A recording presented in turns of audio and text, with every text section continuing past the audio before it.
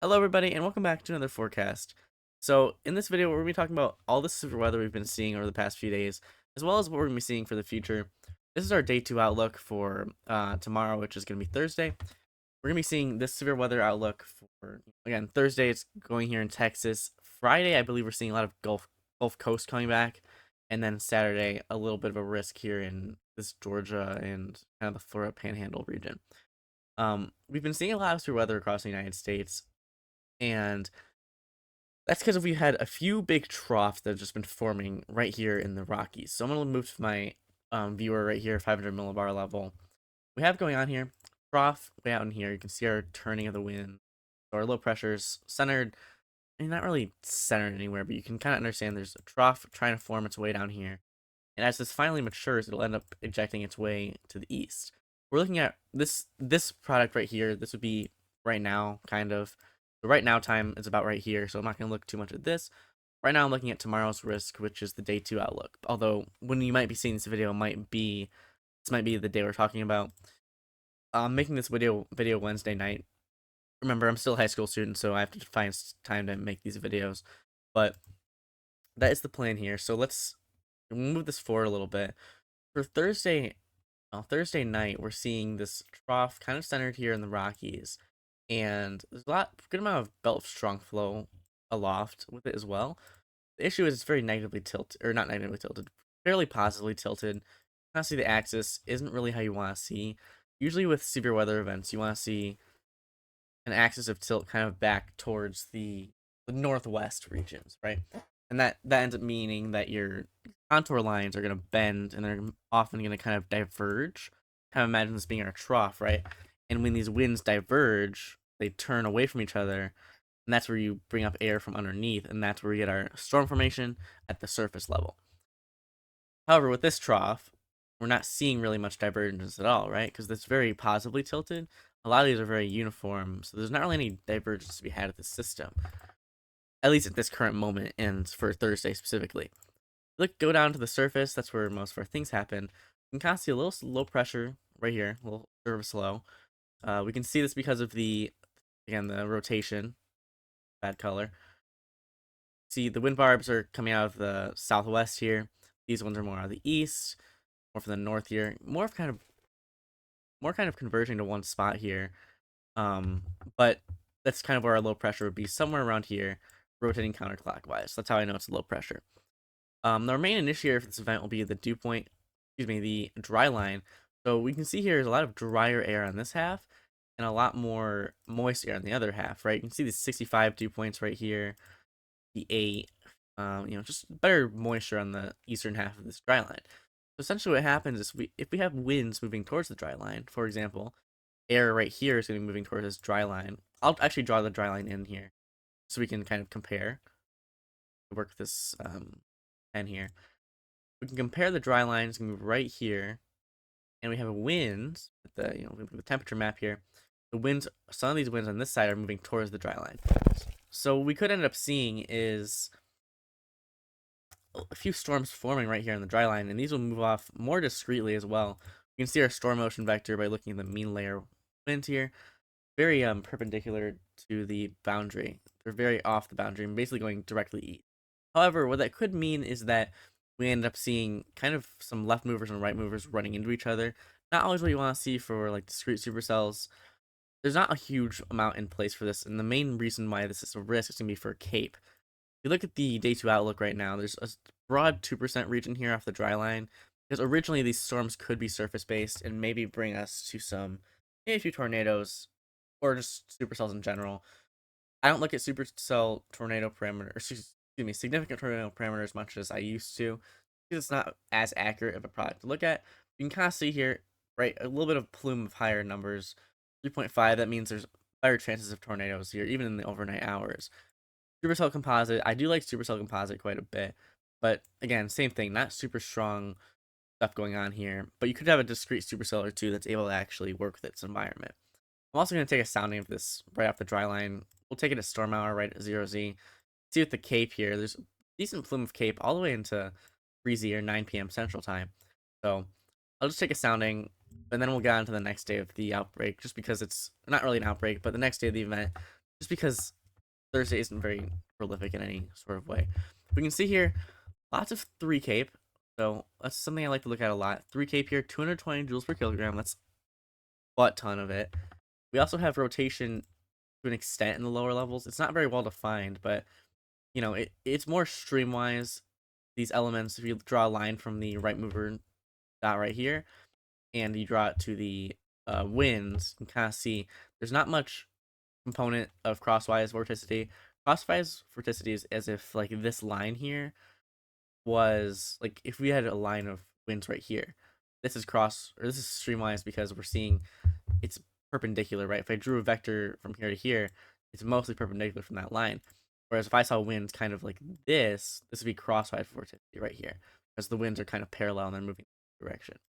The streamlines vorticity is usually what I see for supercells, and we are seeing a lot of this in our in this sounding right here. We also have a good amount of tape in store for these supercells.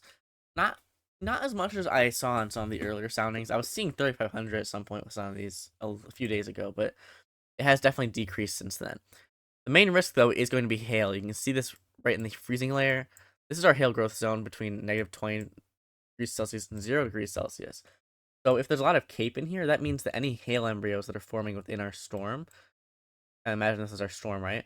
If we have a lot of cape and instability in this freezing zone, any hail that's forming up here is just going to get pushed up by inflow winds. I'll draw those in pink. If we have inflow winds into the storm, any little hail bits are going to end up getting pushed back up and just kind of repeating this cycle until they grow big enough to fall to the ground.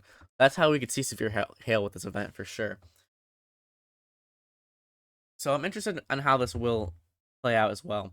But they look to be more elevated storms. Although you could have a little bit of surface-based stuff here. I mean, 220 joules per kilogram of 3 cape again, that's definitely very dangerous. The system will then move on into the east, so we can see our low pressure here, kind of a little stagnant, but it does end up moving its way more towards the Arctic region. Southeast is what we're seeing here again. Dew point, at this point, we're kind of seeing more of a cold front kind of working its way in. Um, winds behind this cold front will be the main initiator. Unfortunately, I don't have tornado probabilities or anything from the SPC, but just for time's sake here, I'll use a significant tornado parameter. Definitely a bigger widespread region of possible severe tornadoes as well here. But this whole event is going to be basically contained right to these Gulf Coast states and right on the coastline. We could see some stuff that moves its way more north, but again, it's not going to be, a huge widespread event for sure, because there's not really enough stuff in place. And our main issue right now is Cape for sure, right? For our instability in the atmosphere, kind of lacking. It is still March, so early season events don't really have super strong instability. We can see here, right? This whole front, it just even into the night, it just loses all of its, all that instability in the atmosphere. And in a way, the main risk will again be right near this this dry line region right here. I'll go back to the dew point as well. Our open warm sector is definitely in here, right? We have our warm front, put our center of low somewhere around here. My pen out. Low pressure would be here, and our warm front is somewhere up here.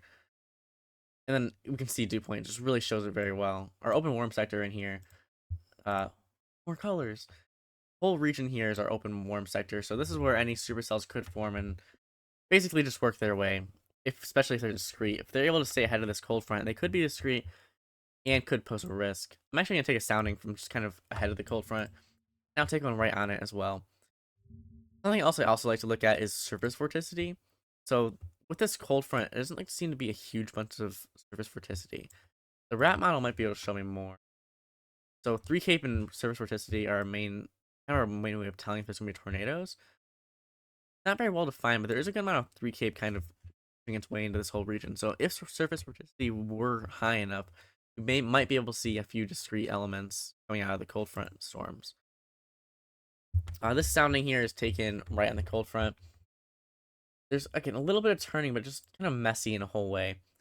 A lot of through cape though, and definitely not as much cape as we saw in the Texas sounding earlier, but lots of 3 cape with this event for sure. Same thing here, a little messier once again, and ahead of the cold front, not nearly any 3 cape. 24 joules per kilogram is not what we really want to see for tornadoes, but there's enough cape above as well, so maybe something can form out of that. But ahead of the cold front, storms shouldn't really form according to what we're seeing regarding this model here, the rat model.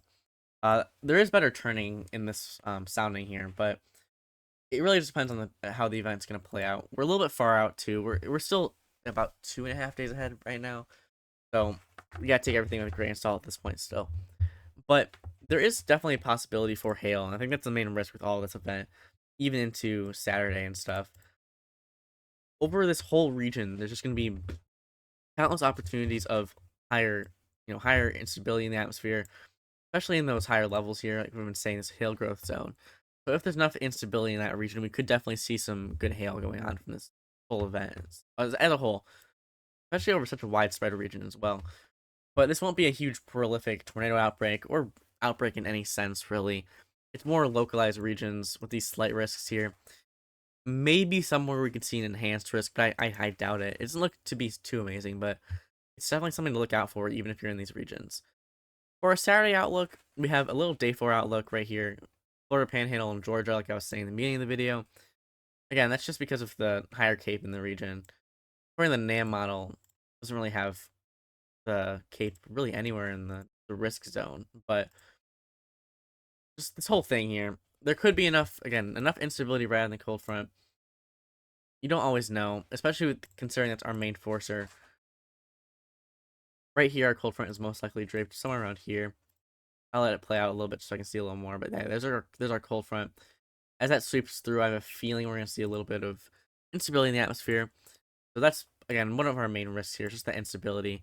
Enough instability that could get us some good hail, only if it's able to form. Regarding the rest of the United States, this event, it's mostly localized down here to the southeast.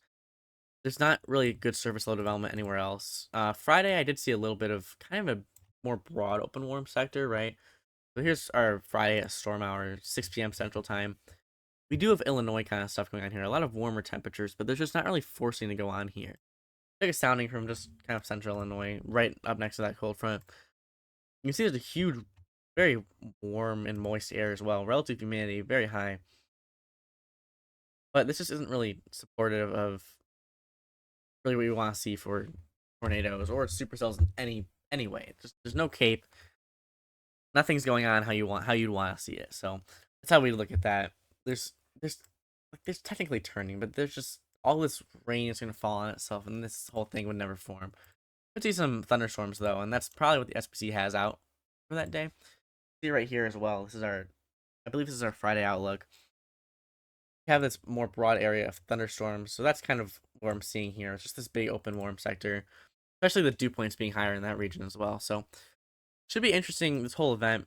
If there's another update, I'll probably have it out on Friday, just because it's gonna be closer to the event. Thursday's risk is mostly hail for sure. There's definitely this tornado region, but I think that tornadoes are gonna be more likely with the ULCS that's likely to form in the next few days, mostly Friday. So, but there could be stuff going on Thursday as well. So if there's any updates on that, definitely let you guys know.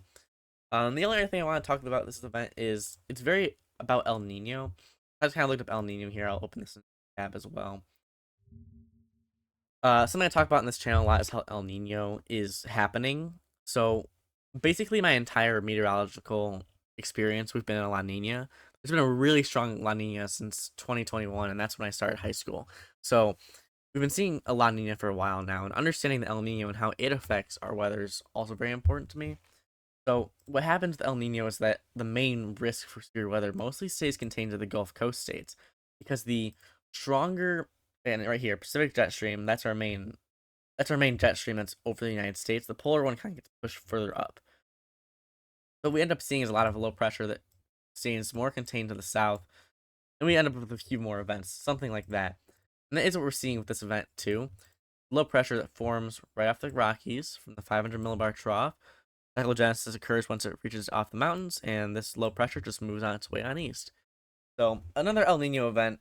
We've had a lot of El Nino events on this channel just because of how much has been going on this winter.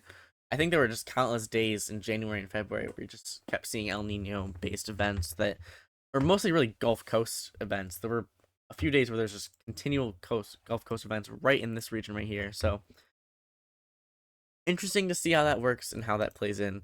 So again, remember this video, or this whole channel as a whole, is for my own personal growth. It's kind of fun to make some content and see if people enjoy it. So I do appreciate you guys watching this, but this is the end of this video. So thank you for watching, and I'll see you next time.